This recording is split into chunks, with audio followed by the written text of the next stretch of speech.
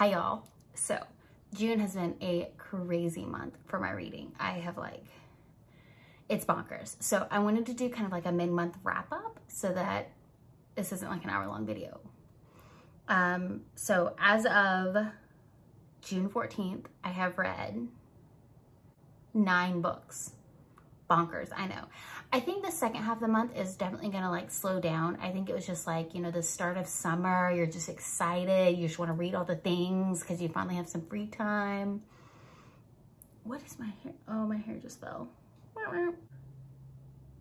Okay, that's kind of better. It's fine. It's fine. It's fine. Okay, onto the books. So the first book, I saw Courtney over at Protagonist talking about this series and this book. And I needed a novella for one of my reading challenges for the year. And so I was like, well, yeah, it sounds great. So basically it's kind of it's like the Wayward Children, I believe. It's kind of like an orphanage for children who have traveled to different realms and things. So think like Alice in Wonderland and Alice coming back. And so she's not adjusting to the real world. And so she has to go to this orphanage. This orphanage looks for children who have specifically have certain characteristics. And so of course there's different realms and different fae races and things. So one girl, the place she goes to is a kind of maybe a spider world. And so everything is in miniature. And so she has to get these special glasses so that she can see it in perspective. So even though she's shrunk down. And so when she comes back, she has to have special glasses to orient herself with this world being so big. It's just really interesting. And the different kids go to different places, and there's kind of a system on where you go, whimsy or logical, and it's really interesting. I really enjoy this one. This one has a bit of a mystery. I think the books in the series kind of go out of order, but I think you should read them as they're published. I could be wrong, but I definitely want to continue the series. So I actually was at my used bookstore and I had seen Courtney talking about this series, and I saw the first 4 books in this series in this really nice hardcover, and I was like, oh, she loved that series. Am I gonna love that series? I don't know. I bought them. I couldn't resist. I love a hardback, and used bookstore cheap, couldn't resist. So I have the first 4. I definitely want to continue the series. I really enjoyed this. I thought it was really great. It's whimsical, but kind of dark, but there's a mystery and there's kids and quirky characters. I love them. Next was a reread. So I reread Lisa Kleypas's Mine Till Midnight. I really enjoy this story. I love this story. I love the characters. I love the pretense. It's got this kind of quirky family who's now down on their luck, and then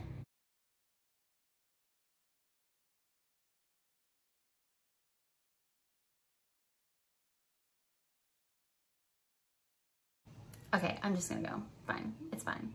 Mine Till Midnight. I feel like it's a classic historical romance. And so the family's down on their luck, and then they kind of cross paths with this gypsy, but he's not he doesn't follow the gypsy lifestyle. He kind of is off on his own for reasons. And then they also have a gypsy male friend who is a family friend, not a servant, but not a family member. He's just kind of there, but so I don't know. I really enjoyed this. I enjoyed the bits of gypsy culture, the puka, and how she kind of brings it in. I love it. I definitely want to finish rereading the series. I highly recommend it. Next up was another historical romance. It was Falling into Bed with a Duke by Lorena Heath. Is it Lorena? Lorraine Heath? It was so good. So basically this woman has become on the shelf. And so she's I don't want to deal with all these stupid people, because she has a really big dowry, and she has all these fortune hunters after her, and she's smarter than that. And so she's you know what? I've heard of this brothel that caters to women, and you keep your secret identity and you can go explore things. She's I'm just gonna go lose my virginity there. And she finally like gets up the gumption and goes and does it. So the women have masks, but the men don't. And the man she sees is like stunned by her, but he kind of has like I don't know, is it a fetish? I don't know if it's a fetish, but he likes to take pictures of women's legs. And so of course this is like so scandalous. And he like kind of gets her into the room and he's like, I want to take pictures of your legs. And she's like, no. And she ends up kind of like chickening out and like running away. He's like, well, I'm not going to make you stay here. Like, you know, this is totally your choice. So she always knows who he is, and he ends up figuring out who she is. And so he kind of starts like trying to court her, but she doesn't realize that he knows. Okay, I closed the window. My cat's mad at me because he was like sitting in it, but it's all people-y out there. So anyway, falling into bed with the Duke, I loved it. It was sexy without as much like, I mean, there was like there's like maybe 1 or 2 sex scenes in it, but it was very just kind of like, romantic's not the word, but like suspenseful, like, you know, the touching of the hands. Ugh. I enjoyed it. I thought it was great. I think it's a series, so I think I'll continue it. I don't remember what the next book's about, but she's a classic and historical romance novel, so I really enjoyed it. It's one I would definitely like look for at the used bookstore to have on my shelf. So highly recommend. Up next was South of the Buttonwood Tree. This is a magical realism. I highly, highly recommend Heather Weber. So this is the second book I've read of hers. The first one was Blackbird Cafe. Something about a pie. Blackbird Pie Cafe. Dang it, I can't remember the title. I own it, it's over there.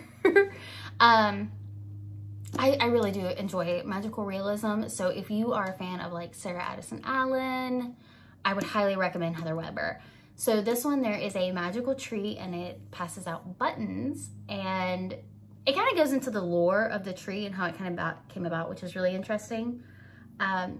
And so the buttons, like you go ask the tree for some wisdom and the tree will give you a button, but you can only do it like maybe once or twice a year. And Blue is the main character, and her family has always been like just kind of like very poor, and she lost her 3 older brothers and her father, like very kind of close together. Her oldest brother died in the war. Her 2 older brothers died trying to rob a bank. And that's like a big part of the story because the town always thinks they're like these bad people. Like, oh, they're poor because they do all these stupid stuff. They're not worth anything. And that's really not the case. Like, the brothers died robbing the bank to try to pay for their mother's medical bills. The town has a lot to do with it. And it's just like such a small town feel of where you get judged even though they don't know what's going on. But Blue has always tried to like be better than that. Unfortunately, there's like a thing that happens where she sets the school on fire. The town kind of like, oh, well, you know, she's a bishop. That's what they do. But that's the only thing she does, so I guess she's not that bad. And then her younger sister is even like, tries even harder to like not step a toe out of line to like kind of break this stereotype of their family. And so anyway, Blue always goes out just kind of like wandering. She has this like urge to wander. The wind leads her. And she ends up going to the button tree and finds a baby. And there's a button with the baby that says, give this baby to Blue Bishop. She wants a baby, she wants a family. And so finding this baby is just like, and it has the button. But then like the town is kind of like against and for it. Like, oh, she's a bishop, don't give the bishop a baby. But then they're all like, oh, but Blue's amazing. And I love it. It's like, it was so good. This is kind of one of those books that makes you like look at yourself and like really dig deep of, you know, not everyone is going through the same thing. Like, everyone has their issues. You don't know what's going on under the surface. And it can be really sad at times, but it's also like heartwarming in that, hey, you can overcome this. You can get through this. Find the magic in everyday life. Like, I don't know. I love it. Okay. Next was another reread, Burn Bright by Patricia Briggs. I'm rereading the series and I love to reread them in timeline order. So it's not exactly publication order. It's gotten closer. I think maybe with this one it's gotten closer. I'm not sure. The timeline order is on Patricia Briggs' website. I have like a screenshot of it I save on my phone. And it includes all the short stories and everything. That's my favorite way to read it. So I read Burn Bright. I'm a little behind on my reread for the new book coming out in August, but I devour these so fast, it's not even a worry. This one is like, there's a person in the pack that betrays everyone and you don't see it coming. And it's like, ugh. It's so sad. But it's such a good twist. And then like you see the breadcrumbs that Patty has like left behind and it's like, Patty, you're such an amazing writer. How do you do this? I also love, so okay, Patricia Briggs, Patty, is the type of author that like, you're best friends with it, even though you don't know her, like personally. Like she is such, in my mind, she's Patty. Like, I don't know. I love her. I highly recommend the series, but you gotta read them in order because there's so much, like I said, the breadcrumbs. Like there's so much that ties in and then like you see these little things and it's like, oh, I see what you did there. I can't think of the word. Not a scapegoat. There's a betrayer in the pack. I don't know. And they're trying to figure out who it is. And they're also trying to stop some attacks on the pack because the leak has been telling these people and they're looking for the certain person for the certain thing. And they're so action-packed. But I don't know. I love the characters. I love the world. It's a comfort read. I reread the series all the time. Okay. Next was Jacoby by William Ritter. I love this one. So this one's really fun. It's like Doctor Who meets Sherlock. It's young adult, but I feel like, okay, I'm not a young adult fan. I'm not. There are very rare young adult books that I enjoy because I hate them whining. I don't know. I'm not a fan. So, but this is young adult, but the only reason it's young adult is because it's like, maybe not like gory and it's not like there's a hint of a romance, but it's not explicit.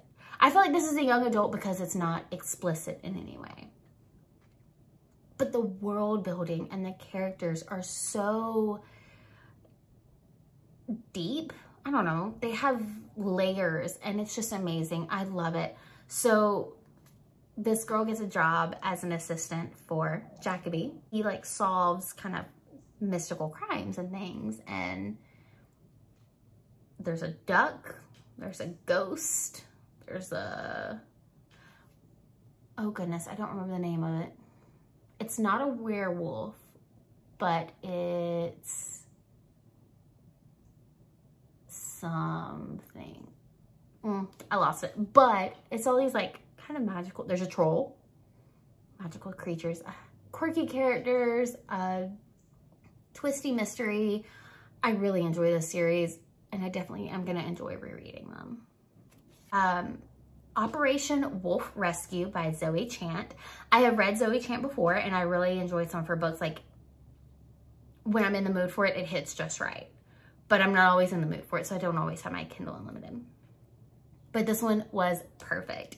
So this little kid goes missing. He's a small child and he's a shifter. He's a wolf. And so his family is kind of like frantically looking for him. His uncle changes into his wolf and follows his scent where he finds him. But the little kid has been like lumped into a group of wolf puppies. And so they've kind of been like playing. And so he can't distinguish exactly which one is his nephew yet, which is just so quirky and adorable. But the wolf puppies have been picked up by, anyway, she rescues wolf pups. And so she has these puppies and she's planning to take them to like a sanctuary or whatever. And so the uncle kind of like steps in, there's a storm and they're stuck in a hotel. love it. But so it's like this man and woman, and he's like 4 puppies. And the puppies have been mixed up, so he can't tell which one is his nephew, so he can't just like grab me and run. And of course they kind of like start talking and falling in love, and like he's like, hey, I'm pretty sure you're like my mate. So yeah, it's, you know, fated mate, wolf puppies, stuck forced proximity. It was adorable. It was exactly what I wanted. I really enjoyed it. I don't think it was a series. I think it was kind of like a standalone, and I'm totally okay with that. But I do really enjoy it. I think Zoe Chant she has a lot of other like Shifter Kindle Unlimited books that I have enjoyed. I don't remember all of them right now. I think there was like a Christmas one. It was maybe like a dragon that I read. I enjoyed. I'll have to look, but Kindle Unlimited, I enjoyed it. Next up was Kelly Bowen's A Good Rogue is Hard to Find. So this one was specifically for one of my reading challenges. I needed the second published book by an author. And this was it. I had read the first book and I just hadn't got around to the second one because you know me, mood reader. But I really enjoy Kelly Bowen's books. I have a couple of others of hers that I've read and a couple other series. Like I said, I read the first one, I enjoyed it. I read this one, I really enjoyed this one. I wasn't sure if I was gonna love it, but so this Duke, he's kind of like been living his life and whatever, and his mother there's been kind of like, he doesn't have the best relationship with his mother. And there's been rumors of his mother kind of like going crazy, but because she's a duchess, she can have all these quirks and nobody really says anything about her. And her latest thing is she has like pet chickens that she like brings with her everywhere to like visit other people's houses. They like sit at the dinner table with her, and it's hilarious. And so he like walks in on this like dinner party she's having. He's like running late. He comes to this dinner party because he hasn't seen her in like 2 years. And as he's like coming down the driveway, people are fleeing. And so he gets there, and apparently the boa constrictor had been finding his way up a lady's leg, and she thought it was something else. And while she was okay with it being something else, she was not okay with it being a snake. And then of course the chickens are fluttering everywhere and there's chaos, and he is just like stricken. What he doesn't know is that his mom is using all of this as a cover because she and her paid companion are technically stealing from the rich and giving to the poor.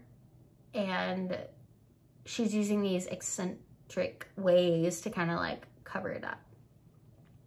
And it was really good. I really enjoyed it. I enjoyed the romance part of it. I enjoy Kelly Bowen's writing. I highly recommend it.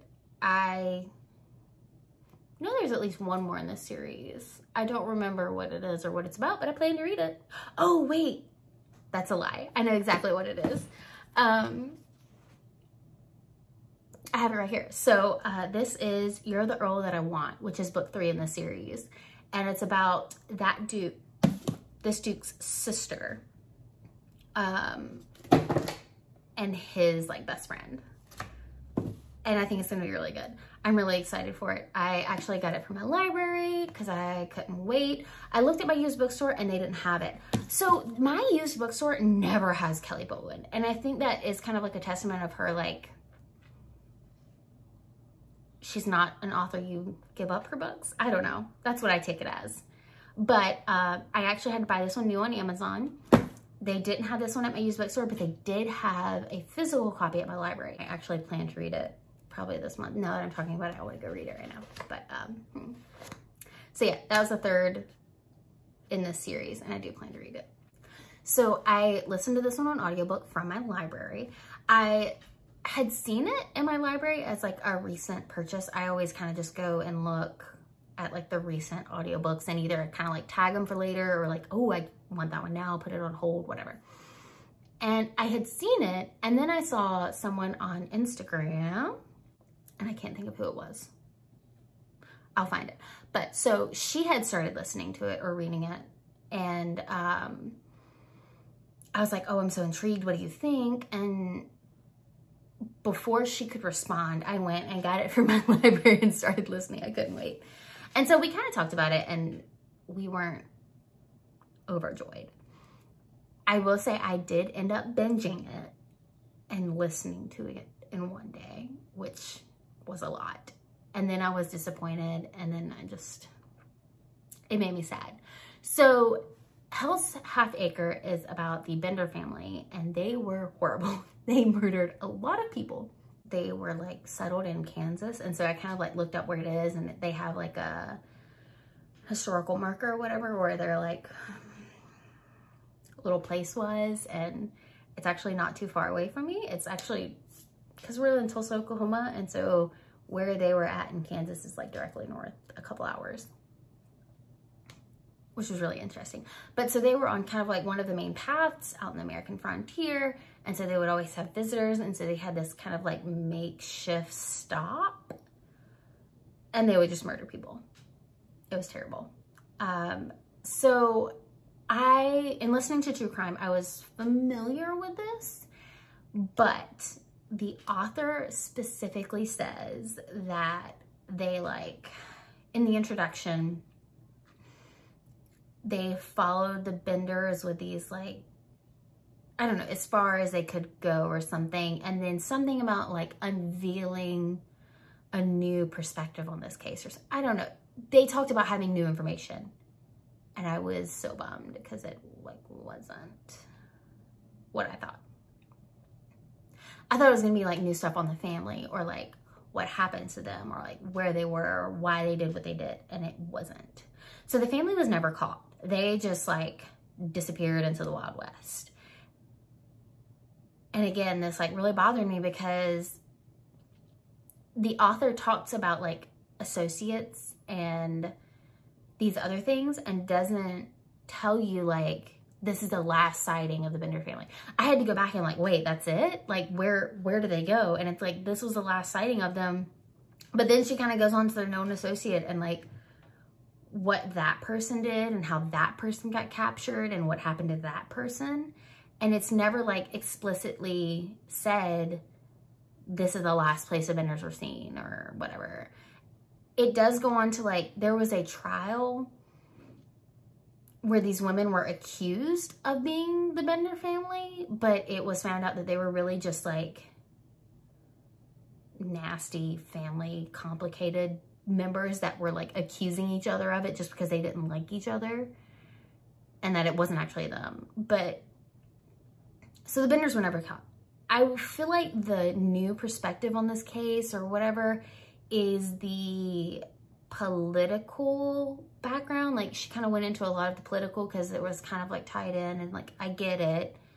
And then kind of how the case and the family like impacted their town, because obviously there's like huge ramifications of having the serial killer family living so close and interacting with them, and I understand that. And I feel like that was her like new information, but I didn't care about that. So personally, I don't find this as like a true crime book so much as it is more about like the history of what happened afterwards, if that makes sense. I feel like true crime is more about like what happened and the motivations and how it was resolved instead of like the social impact afterwards. I don't know. It was well written, and if you're into that and the, you know, learning more about the American frontier, highly recommend it. But I wouldn't say it was like true crime. It wasn't really what I was wanted. Again, I did binge it in one day, but I thought there was gonna be new information. Meh. But yeah, okay, so those are the 9 books that I have read so far in June. I will have a part 2 coming. So far, I have 5 books already slated for that one. I don't know how many more than that I'll have, but we shall see. And I'm really hoping to I'm gonna wait till the end of June. At the end of June, I'm doing a big reading journal update, and I'm hoping to do a flip through and then show you kind of like how I'm updating it. I'm really excited about that. So expect that maybe like at the beginning of July. So yeah, until then, read what makes you happy and I'll talk to y'all later. Bye, y'all.